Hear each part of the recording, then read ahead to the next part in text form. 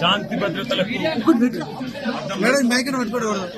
మరి చిలుకూరు బాలాజీ దేవాలయంలో పెద్దలు చాలా కాలంగా సౌందరరాజన్ గారు, వారి తర్వాత ప్రధాన అర్చకులుగా అదే రంగరాజన్ గారు ఇక్కడ ఏదైతే సేవలు అందిస్తున్నారో వారిని వాళ్ళ అగౌరవపరచడమే కాకుండా ఈరోజు రాష్ట్రంలో అధోగతి పాలైన శాంతి భద్రతల సాక్షిగా వారి మీద దాడికి దిగడం ఏదైతే ఉందో నిజంగా కూడా అత్యంత దుర్మార్గమైన, అత్యంత నీచమైన కార్యక్రమం.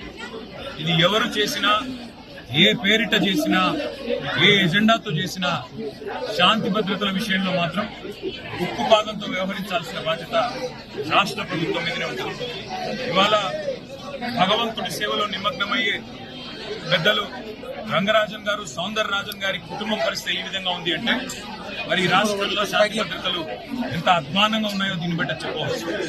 ఖచ్చితంగా ఈ దాడికి పాల్పడ్డ వాళ్ళు ఏ ముసుగులో ఉన్నా, ఏ జెండా పట్టుకున్నా వారిని కఠినాతి కఠినంగా చట్టపరంగా శిక్షించాలని చెప్పి రాష్ట్ర ప్రభుత్వాన్ని డిమాండ్ చేస్తూ భవిష్యత్తులో కూడా ఇలాంటి సంఘటనలు పునరావృతం కాకుండా కఠినంగా చర్యలు తీసుకోవాలి, కఠినంగా సమీక్షించి పూర్తి స్థాయి భద్రత కూడా అవసరమైతే వారికి ఏర్పాటు చేయాలి. ఎందుకంటే చిలుకూరు బాలాజీ ఆలయం ఇవాళ లక్షలాది మంది అభిమానులు వారికి ప్రపంచవ్యాప్తంగా ఉన్నారు.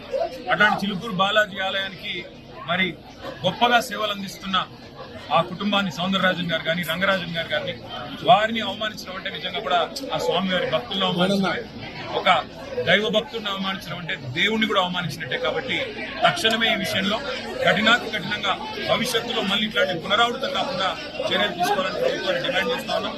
ఆ సౌందరరాజన్ గారికి, రంగరాజన్ గారి కుటుంబానికి మేము పూర్తి స్థాయిలో అండగా ఉంటామని చెప్పి తెలియజేస్తాం.